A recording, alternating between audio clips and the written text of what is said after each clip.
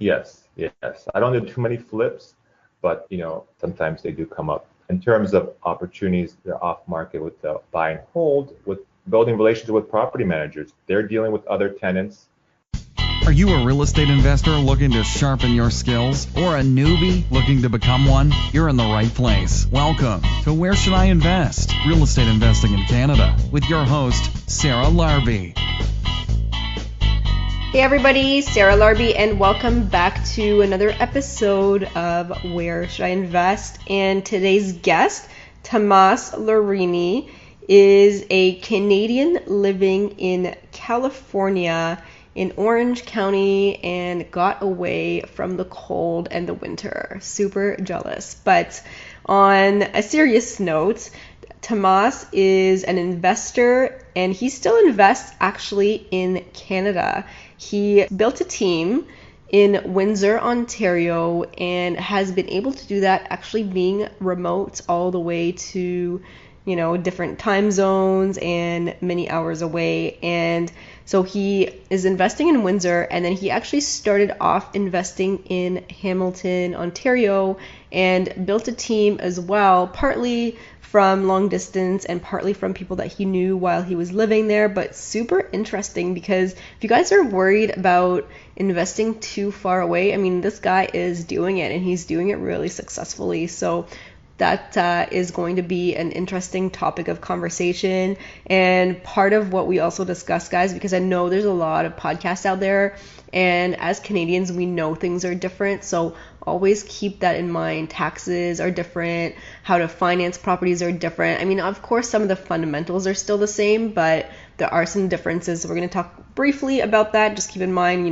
we're not accountants, we're not lawyers, we're not mortgage brokers, so definitely consult with a professional, obviously, before taking any action, but it is really interesting to note some of the differences.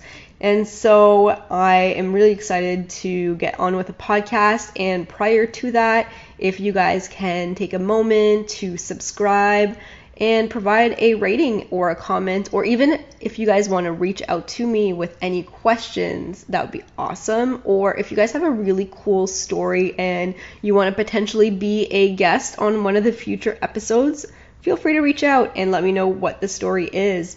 And I would be more than happy to talk to you. And I think that's one of the things that's really important for me, is to be able to be approachable and be able to be one of those people that you guys can reach out to with questions or requests or different things. Because at the end of the day, if I can help people and I can help you guys and I can help you be more successful, then that is 100% going to make me happy. So with that said, let's meet Tomas. Hey Tomas, how are you? I'm doing great. How are you, Sarah? Good. I'm really excited to have you on. Where should I invest? Thanks for coming on. Absolutely. I'm super excited to be talking this subject. Yes. So now you're talking to us all the way from California. Yes, ma'am. Talking from Orange County, California. So you live there now, but you used to live in Canada. Is that correct? Yes, so born and raised in Toronto, and about 4 years ago we moved here, me, my wife, and kids, and we moved mainly because my wife's originally from Orange County, so we want to get closer to her family, but also to enjoy the warmer weather. I bet. That is one thing that I always tell myself, even though I love Canada as a country, man, the winters are way too long and way too cold. Yeah, as much as like I like seasons, when you get the long winters, you're stuck in, it's shoveling and scraping the snow, I mean the ice off your windshield, and having to put the salt. I don't miss any of that. So since we've been here, you get pretty consistent weather, and it's just been nice. And yet, we're only about 20 minutes from the ocean, so definitely get to go to the beach. So just thankful to be here. Amazing. So now it's really interesting. I wanted to have you on the show because you invest in Ontario, but you're living and you're doing it from a distance from California. So I think that's really Yes. interesting and definitely something I want to talk about, because if you can do it, I mean, it gives opportunities for other people that, are remote to be able to figure out some strategies on how they can do it as well. Exactly. In the world of real estate, there's so many different ways of doing real estate. I'm always connecting, meeting new people, and just sharing experiences. And when I tell my story, a lot of times people are like, wow, how do you do it? So with me, I started investing in 2011. I bought my principal residency in 2004, and I always wanted to get more involved in real estate. But everyone I knew, from family, friends, and coworkers, were no one I knew was doing, rental properties or anything besides owning the principal residency. And I always wanted to get involved in it. Everyone was like, oh, just keep investing in the stock market or mutual funds. But what I ended up doing was surrounding myself around a good network of people who were in real estate, investing in real estate, and they just shared some of the strategies and ways they were doing it. So I decided in 2011, took some action, bought my first duplex, and things just slowly started to escalate from that standpoint. That's awesome. So can you tell us a little bit more about the duplex and some of the financials? Absolutely. So the way I did it, I pulled a HELOC off of my home, so that's a home equity line, off my principal residency, took about $112,000 off my house, and invested in that first duplex. That first property was around $260,000. It was in Hamilton. I always tell people, like, real estate's never easy. And that first deal, it really went sideways real quick. And I could have given up and I could have ended it right there. I bought that duplex at 260 and it needs some renovations. I had my realtor that time. He referred me a contractor. He priced me out the job of the rentals to be around $14,000. I'm super green, so I give him $7,000 on the spot, and he tells me it's going to be a 3-week job. Fast forward, a month later, he hasn't done any of the work. I start trying to reach him. He's impossible to reach. So fast forward another few months, I ended up having to find a different contractor to finish the work. And finally, I put tenants in place, I think about 6 or 7 months later. So I was carrying this home. I was eating the cost. And it was really a challenging time. But I persevered. I put tenants in place, and I learned a good lesson. That property, yeah, you just never know. But I tell people all the time that you gotta live and learn. I try and tell people now, there's different ways in terms of getting different references and try to minimize the risk. That is probably somebody's worst nightmare listening to this and thinking, oh my Yeah. God, it is honestly, it's really hard to find good contractors at the right prices that actually have time to do your projects. Like, I'm just literally finishing a flip and, it actually kind of has been a little bit of a nightmare with Yeah, contractors, and then you have to hire additional, few contractors. I mean, we got through it, but oh man, it's not for everybody, that's for sure. But it's right. it's awesome that you went and you decided to do it and you didn't listen to other people saying, well, just invest in the stock market or invest in some mutual funds, and you actually said, I want to do this, and you pulled the trigger. And even though it didn't seem like it was smooth sailing the whole time, like you are much further ahead today and you kept going. So that's awesome. Absolutely. So to give you some more numbers, we ended up renting the duplex. We rented the basement for $900 and the upstairs for $1,500. And after that point, it was pretty smooth sailings. And about a year and a half later, we ended up, me and my wife, we bought our second property, a single family in a similar area.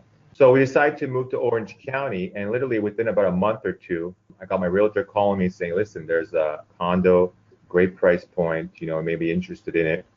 And at the same time, I looked and I found another condo. So again, we were over here and I made 2 offers. It was December 2014. I ended up, closing on both of those just before the year end, and bought 2 more properties. That's awesome. Fast forward again a few months, and at this point now, 4 or 5 properties. Family and friends are starting to notice, hey, you're doing this real estate thing. I want to start, I'm interested. And that's when, things started snowballing. I started doing joint ventures and partnering with people. And I started doing, I bought a home, I partnered with my sister, and then another property after that with someone else, and then a friend. So things started escalating. Once you start getting into real estate and, you build a solid team. That's another point I should mention, is that when I invest, there's like many people know, that you have a team surround yourself, from the realtor, contractors, to tenant finding crews, cleaning people, to a good network of people that support from even accountants and lawyers, Hmm. and that helps to make this entire mechanism work. Yeah, that's amazing. And now, so you're doing this from a distance. Can you give us some tips on finding those people and, building your team? Absolutely. So over the last number of years, even that original area, Hamilton, started to, appreciate significantly, and I'm always interested in investing for cash flow. So I've had to look elsewhere. So I've had literally from Orange County, I had to start, networking and just making calls and just doing my homework, investigating different areas where I could find cash flow properties. And about 2 years ago, I started looking at Windsor. So I'd probably been to Windsor once my entire life. And so from here, I start connecting with different property managers, interviewing them, local realtors, and just start identifying, what the city was all about and the different properties, different areas, educate myself. And, as time went on, I started getting comfortable. We started making offers, and I was making offers from a distance. Wow. And, we got to stop putting limits, I think, in what we can do. These limitations sometimes block the opportunities. So, and I just discovered that, I'm able to do it. And I've been having good solid boots in the ground. So I've had to build an entire team in this new market over the last year and a half.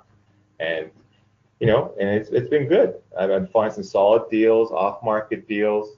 We bought a nineplex and a fiveplex off-market just based on those relationships. Okay, so I have a few questions I want to ask you about that. So, because you're doing it from a distance, do you have Hmm. any family or feet on the ground or anybody at all, or you literally were, finding your realtor from a distance, finding your, everybody else for the Windsor market? That's a good question. So I've been able to connect with the real estate agents through long distance. I've been able to start negotiating and making offers from a distance. However, some of these larger renovations, I've had to, have more eyes and ears on the ground.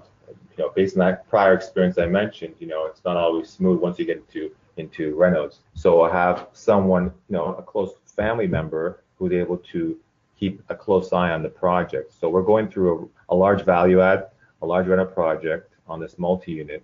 It's taken a considerable amount of time. We had to vacate previous tenants and slowly start upgrading each unit.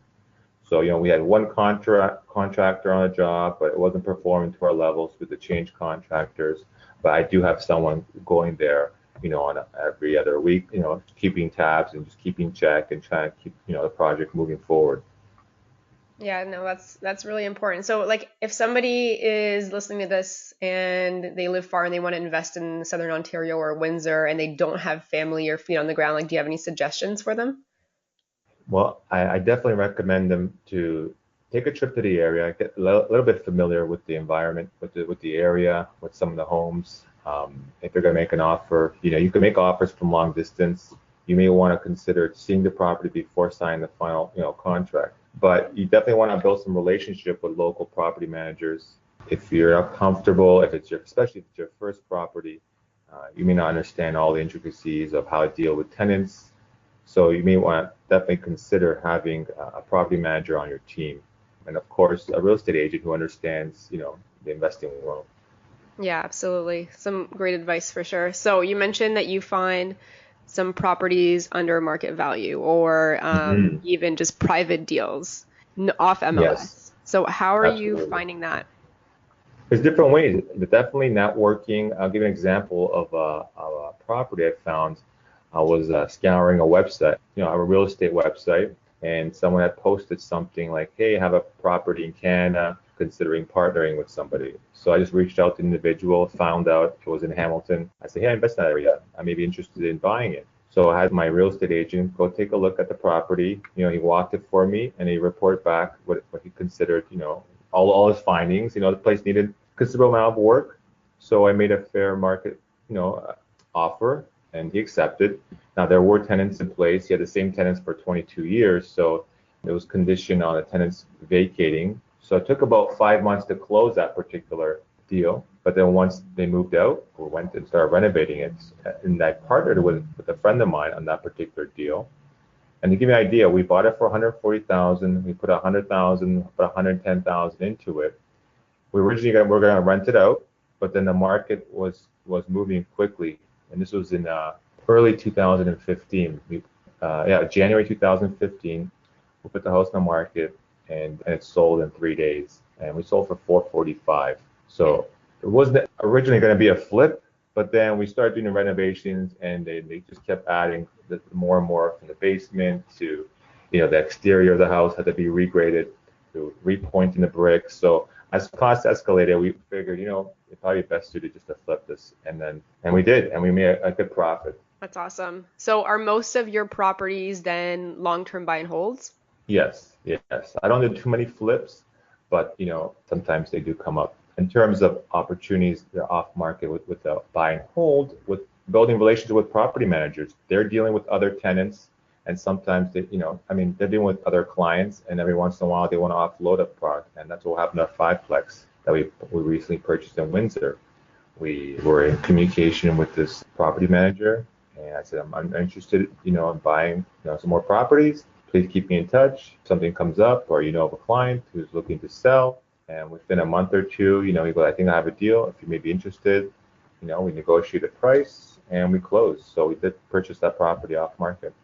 Okay, great. So I do want to talk a little bit about Windsor. I mean, I have started looking into it. I don't know if personally I will invest there, but there seems to be some good fundamentals, and I like looking at the fundamentals that make a region or a city or a town, a potential good, attractive option for investing. Can you tell us a little bit about why you picked Windsor? Cash flow. Yeah. As I mentioned, I'm born and raised in Toronto, and I'm not saying it's impossible, but the price points in Toronto and the GTA have escalated significantly in the last 10 years. It's making more and more difficult to find cash flow properties. And that's why I started investing in Hamilton, and even Hamilton has gone up significantly. But it's not impossible. You can find deals, just harder and harder. So I just, I started investing in other areas, and I know some people are looking in the outskirts like Brantford. And then I just, I was on some websites, and I was considering, what about Windsor? It's a considerable distance. It's 4 hours away from Toronto. And I just started making some calls and started looking into the kind of like underlining, the economy. And at that time, 2 years ago, not too many people I knew were even considering Windsor. Like I said earlier, I only been to Windsor once in my entire life. But I did fly out, visit family, took a drive down, met with some local realtors, and just kind of get a feel of the city. And what I noticed, what sometimes you can't see, online, is that there's a lot of improvements happening. I saw a lot of construction going on. I saw a lot of road improvements. I saw a lot of changes. I said, okay, well, maybe the city's investing itself. I do know when the market, turned in 2008-9, the city did take a significant hit, and there was a large, in terms of unemployment, it had gone up considerably. But over the past, 3-4 years, it has really gone down. I think it was below the national average. And at one point, I believe it was at the lowest unemployment rate in the country. Okay, so some good things. And then what about the university there? Does that help? I don't personally invest into student rentals, but being in university, it's definitely something someone can consider. It's not a huge city. Windsor and surrounding areas, I believe it's around 250,000 people, and having a major university is definitely something to consider. Yeah, when I looked at Brantford, I mean, one of the things that I wanted to do is work with or have as a tenant profile families that were looking for 3 and 4 bedrooms, because a lot of the investors back, when I started investing in Brantford, they were scooping up the 3, 4, 5 bedroom properties, and then there was this like huge demand and very low supply that was created for families to be, they couldn't find anything. So that's kind of where I started. And to be honest, like it's probably the easiest type of tenant profile to have Right. single family in house, or, paying the utilities off. But it was just so easy. Like you really have the opportunity to pick out your tenants when there's that little amount of supply and a lot of demand. So I don't know if Windsor is like that or was like that, or if it's... Yeah, there's definitely a lot of single families, and the price point, you can find a single family between $150,000 still, and the rent in comparison, $800, $900, even $1,000. So those are like in terms of numbers, very difficult to find that. It's almost like a 1% rule with a lot of individuals here in the U.S. base their rental criteria on, which in Toronto or Canada in general is very hard to find. 1% rule being, your rent is 1% of the purchase price. Mm-hmm. Where Should I Invest? With your host, Sarah Larby. We'll be right back.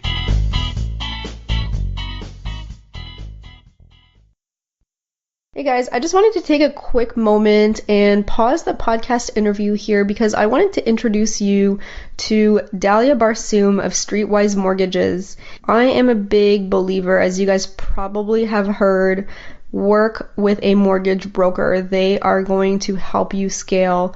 And when I was first growing in real estate investing and looking to buying my second property and my third property, I was going directly to the bank then. I hadn't met Dalia yet.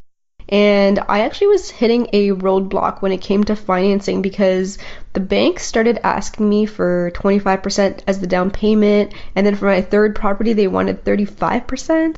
And it was really, really hard for me to A, understand why it was creeping up like that. And B, I didn't have 35% to put down. I had 20%. And luckily, I actually met Dalia at that point in time. And Dalia is actually an investor herself, and she works with many, many investors. And she knows all the pitfalls and the barriers that normally come up with dealing directly with a bank and all the different lenders. And Dalia was actually able to not just find me proper alternatives, but I've got 9 properties now and I'm still able to get financing with A lenders, and it allows me to be able to scale up without hitting the financing wall. And so she's been a tremendous help. So the other thing I really, really enjoy is Dalia also does a free goals analysis. So if you go to either my website or her website, streetwisemortgages.com, mention the podcast and ask for the free goals analysis, it was a game changer for me. And it allowed me to actually understand what I needed to do, how many properties I was going to get because of the cash flow that I was looking for. If you guys wanted to reach out to Dalia, you can reach out to her by email, which is info@streetwisemortgages.com, or you can actually reach out to her on the website at streetwisemortgages.com and then just go to the contact section. And you can also call her at 1-800-208-6255. Thanks for listening, and back to the show. Back to the show. Where Should I Invest? Real estate investing in Canada with your host, Sarah Larby. Yeah, absolutely. Okay, awesome. So what's the next step for you? Well, next step is, like I have these 2 areas that I've got a good solid team. I'm looking actually right now I'm considering a couple options. One is continue investing in Windsor. Right now it's an opportunity on a triplex, which is connected to my other multi. So I'm looking at purchasing that one. And also expanding here in the US. Now that I've been here for about 3.5 years, almost 4 years, there are opportunities now coming up I'm going to get involved in. And also out of state. California in general is very similar to Toronto and the GTA, very expensive. So a lot of people here also invest out of state. So where out of state would you look? Well, it's all about relationships. The people I've been connecting with, I'm part of a meetup here, and a lot of investors are spread across the countries, Indianapolis, Atlanta, Ohio. But recently, a close friend of mine has been investing in North Carolina, and we just made an offer on the property this past week. So if it goes through, then we'll move forward with this project, with this newest acquisition, and move forward. The good thing with this one is that we had the opportunity to get 100% financing. Oh wow, good for you. So how did that work out? Again, it's all about building relationships and networking. Family friend was willing to put the money for a small fee, and it's kind of like a bridge loan. The idea was, let's hear this piece of property. We can offer an all cash offer, really quick closing. And we got 100% financing for it from this family member. And we're looking to do some improvements, refinance, pull the money out, pay off the investor, and have another rental property with very little of our own cash. That's awesome. So, like now that you have, a handful of properties and units, are you financing them still yourself, or is it joint venture money, or how are you doing that?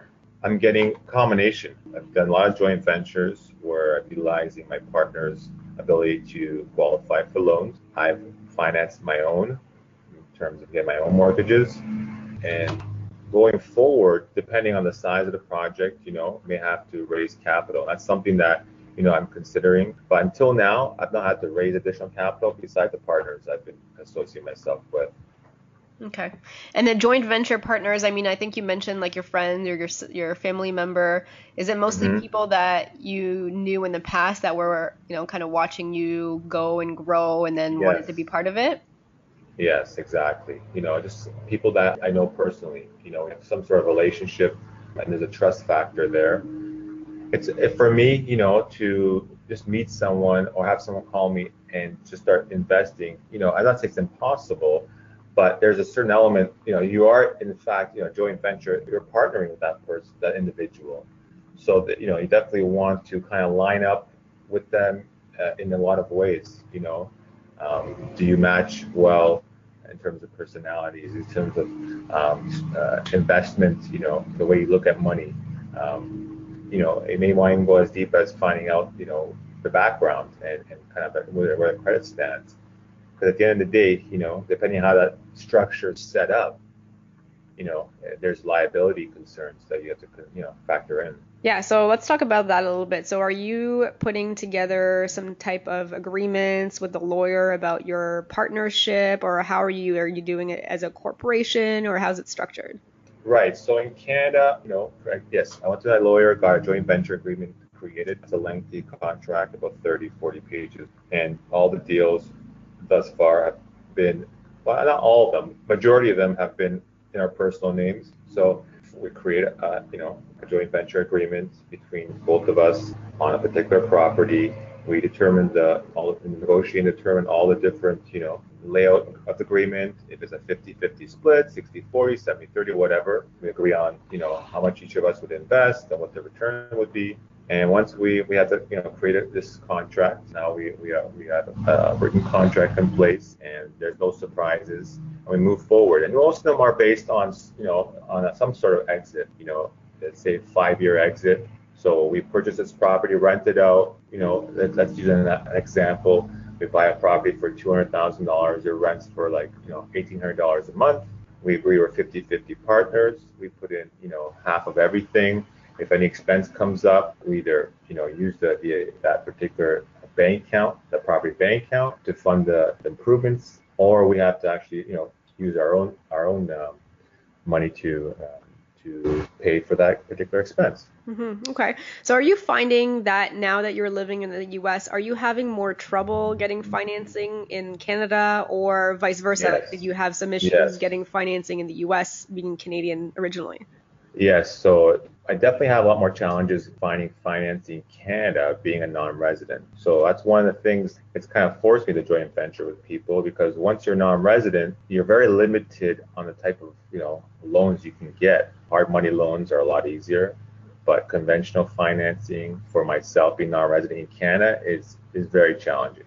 Okay. And what about buying in the US? Like, did you have a certain timeline that you had to wait and Yes, good point. So I had to wait 2 years, for to be able to qualify for a conventional mortgage here. It was interesting. When I first moved here, I thought, my credit remained because there's Equifax and TransUnion, same as in Canada and the U.S., but that's not the case. I had to actually start my credit basically was like a zero. I had to build up credit like I was like 15 years old. I had to hand them over $1,000 to the bank, and they gave me a card, and it was a secured, credit card. About a year to build up my credit, and now I have great credit, and now I qualify for a mortgage.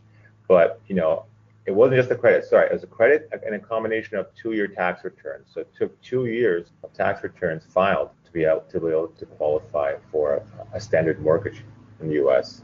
Yeah, no, just something like interesting for people to know, right? So, I mean, for me personally, at some point, I'm going to be moving out of this winter into somewhere warmer. So, Right. always things to consider. I'm sure some people are thinking the same at some point as well. So, in terms of taxes, and I know you're not an accountant or anything like that, but are you having to file taxes in Canada and in the US? I do. I do. And the reason is because my properties in Canada are generating, an income. Right. So I do file in both countries. And, I have a CPA who's familiar, with both countries. And it's just Absolutely. part of the process. It is, yeah. And then the other thing too to note, because there are some differences between the US and Canada, I think it's, good to incorporate in Canada, but not necessarily that's not the route that you would do if you were buying something in the US. So correct me if I'm wrong because I don't buy in the US and I haven't invested Right. there. But a corporation, again, like you could do it personally, and if you're buying one or two houses, you don't necessarily need a corporation. Talk to your mortgage broker, accountant, and lawyer to review the pros and cons on that. But in terms of going to the US, a corporation I don't think is the way to go. Well, interesting enough, in the US, they have something called an LLC. Yeah. And exactly. we don't have that LLC in Canada. But, it's a limited liability company and it's got certain elements that offer protection. So what a lot of investors do here in the US is they purchase within this LLC. So it offers some level of protection because here in the US, as many Canadians know, like people are, they tend to sue each other quite a lot. And, you may have a tenant, and that may, claim slip and fall injury, whatever it is, and they're gonna come after you. So, but having the property underneath an LLC offers a layer of protection. And it's an interesting conversation. I just spoke with another investor here, and he has all his properties in an LLC, and he limits the amount of equity he keeps in each property to 20%. And the logic behind it is that he doesn't want to pay off any of his properties. He doesn't want to have too much equity into them because if in fact he were to be sued, the opposition's attorney would look into the ownership and realize that, well, listen, there's not much here to go after. Once you factor in the costs associated to go litigation and, legal fees, all that stuff, that there's not that much available, for them that they may not pursue that case. Mm-hmm. Yeah, that's like a great point. I've heard, I think it was on a Bigger Pockets podcast or something along those lines that somebody was using that same strategy because of that specific reason. They just didn't want to have too much equity and they didn't want to look like a good suable candidate. Right. And it's always interesting conversations like, do I pay off my rentals? What's the long-term goal? Is it to have 50, 100 units at 20% equity or start paying them off? And it's funny, I'm coming to a point now where I've generated some solid equity in some of my properties, and it's I get it. In 15 years, the mortgage will pay off, and I'll be getting this, residual income, obviously more, because now whatever rent is coming in is being offset by the mortgage payments. However, let's use an example, a $300,000 property. Now, if that property is paid off, you have $300,000 just sitting there. Is it considered dead money? It could be better utilized elsewhere. So that's something now where I'm kind of at that point. And it's interesting along the ride, some things you don't consider until you're actually in it. So now at that point, kind of considering, maybe I should pull out some equity and use it to buy more properties. Mm-hmm. Absolutely. I mean, that's how I've been able to scale in a way too, is by using some equity to buy the next property. And I think you mentioned in the beginning of the podcast as well, as you started by using the equity in your own house to be able to buy the rental. And, when I started, I didn't even know that was even a possibility. I was saving every single dollar and it took way longer than probably it could have. So a lot of people are sitting on a lot of equity, or even, if you've had your house in the GTA for 3, 4, 5 years, you probably have enough to buy, 20% down in a, St. Catharines, Brantford, Windsor type of market, an hour and a half or 2 hours away, you probably can actually get started. And it's sometimes, the bank is not going to tell you that that's an option because for them, they'd rather see you paying down their mortgage because at some point, you're a liability for that. And they'd rather you invest their money in their mutual funds because, to be honest, I think they actually get paid a little bit better by giving you guys that advice of, investing in boring mutual funds and keeping it in there in the long run and then losing 3.5% every year, which is a whole other story. But, the way that you started is genius. And I think that everybody that has a property that has had it for a while, you probably can get started tomorrow. Mm-hmm. And another strategy, like a lot of people are considering these days, or not a lot of people, some people are considering, right, which I also, think is a good strategy is, let's say you own a principal residency, it's paid off or it's got a considerable amount of equity in it. If you time it right, there's a strategy where if you sell it, now you're sitting on a lot of money, a lot of funds, and you rent for some time, and then you invest that money into income producing rental properties. But a lot of time, and that's something that people are like, well, renting. I'm like, well, if you think about it, you can, depending on, like when we mentioned earlier, some people have like, potentially like 800, $1 million in equity sitting in their home. They sell it. Now you've cashed in on this money, and now you can put it to work, and you can find like legitimate rental. You can rent for not that much, like for $2,000 a month. You could be generating like 10, 15, $20,000 of income a month. Yeah, absolutely. You could actually, so this is what I say to a lot of people that say, Sarah, like it's so expensive in Toronto, and you probably get that being in Orange County. And I'm like, just rent wherever you want to live. If, don't stress out about buying $1 million house, just rent. Yep. And then use Yep. that money that you've saved up and go buy 2 or 3 properties, because oftentimes if you buy with the right cash flow, you can then use that cash flow to offset your rent, and then potentially at some point live for free, and then you right. have the best of both worlds. So I would just that is one of the pieces of advice that I give a lot of young folks and older folks as well, but a lot of millennials that are saying, Sarah, like I cannot afford to live in Toronto, I can't, everything is just so expensive, how am I ever going to buy a property? But they don't need to, they just need to think outside the box.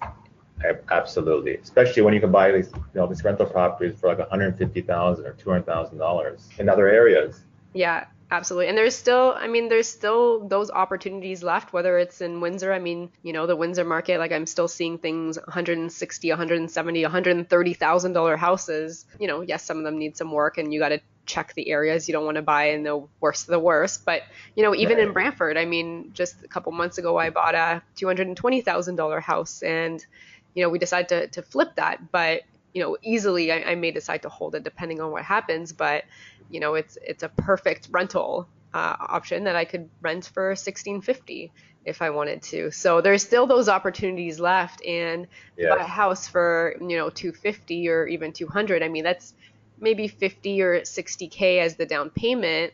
That probably, if you're saving for a house in Toronto, you might have it already, right? And so, keep saving, but just save to buy the rental income properties. Yes.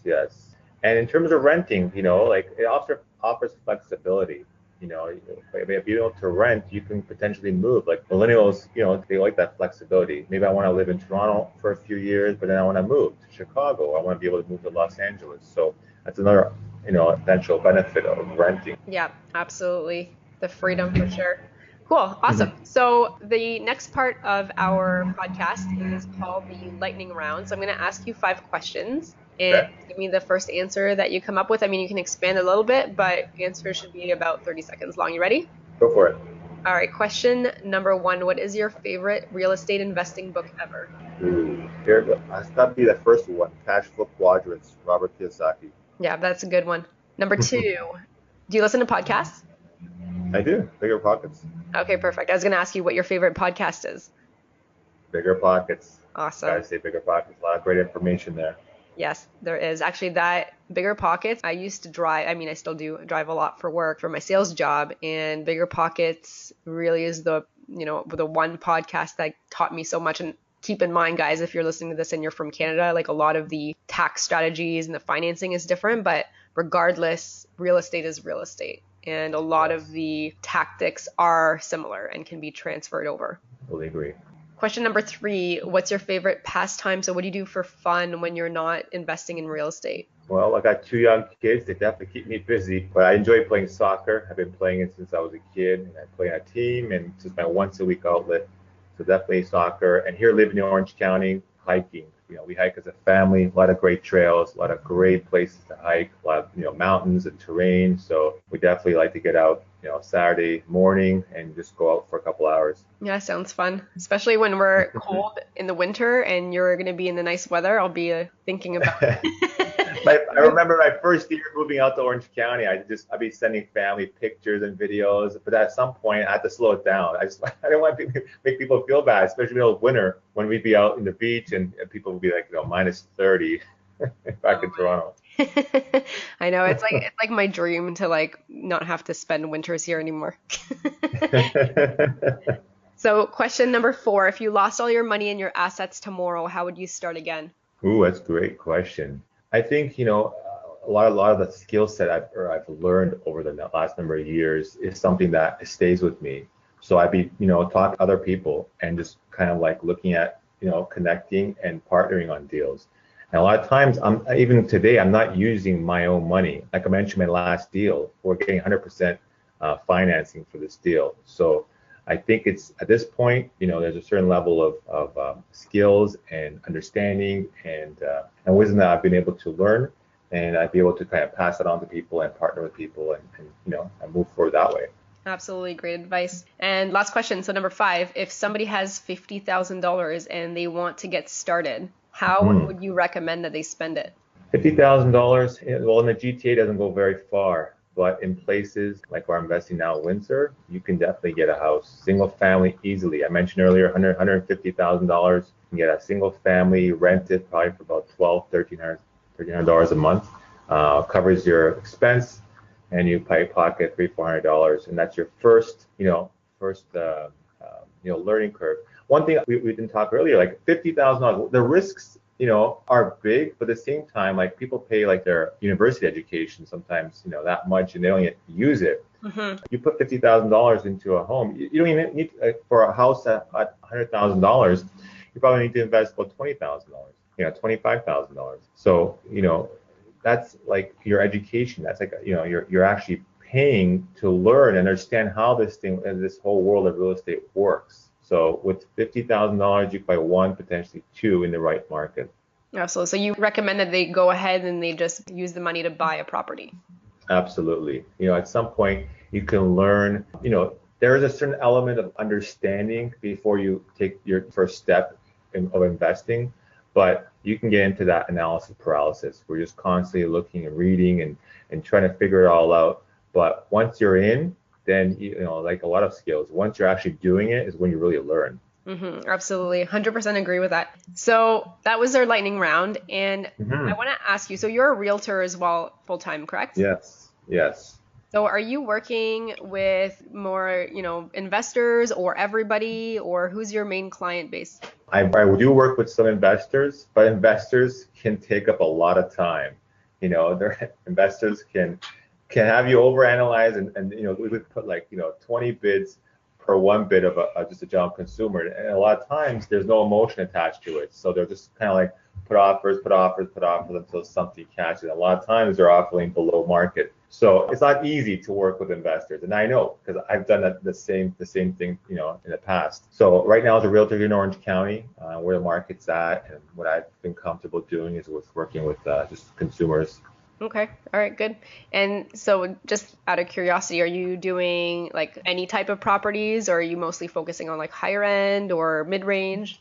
Here in Orange County, the average homes are in a $750,000 range for a 3-bedroom, 2-bathroom home. So I'm focused mainly in that entry level, but also move up. A lot of my clients have either they're trying to get into a home, and that's one of the factors here is affordability. There's a huge gap of affordability. When entry level homes are like $700,000, people want to own a home, but they just can't afford it. So I'm working with a lot of home, first-time home buyers where they qualify for down payment assistance, and they get into their first home. Potentially it's like a condo or townhouse, and then hopefully in a few years they're gonna move up to the next step. So I'm working with like entry level and also move up people who've owned the home now for a few years and they're looking to move up to the next level.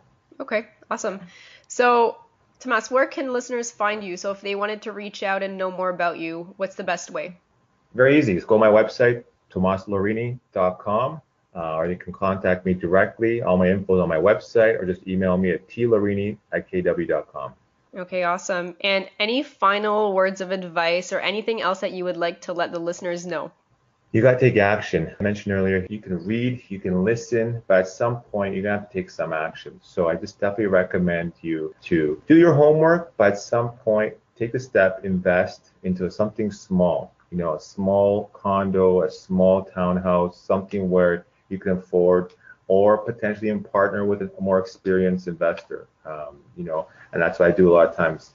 I invest with people who don't have the time, may not necessarily have the expertise, but they're looking to get involved in real estate. So, we partner together, and that's their first step into it. And definitely feed what, in terms of what the content you're reading and exposing yourself to. Just be aware of that. You're constantly learning and growing, and I'm all about self-improvement. I'm always about learning more, better, bigger strategies. So definitely want to, keep putting the right information, into you. Okay, there you go. There you have it, guys. Take action, learn and take action, and don't sit on the sidelines for the next 10 years. That's right. That's right. Awesome. Well, thank you very much, Tomas, for being on Where Should I Invest? I really, really appreciate your insights. Absolutely. Well, thank you for having me, Sarah. And I love listening to some of your other podcasts. And again, thank you, and I wish you all the best. Awesome. All right. Thanks, guys. See you next time. Thanks so much for listening to Where Should I Invest with your host, Sarah Larby. Make sure to listen in next time. We'll catch you on the next episode of Where Should I Invest?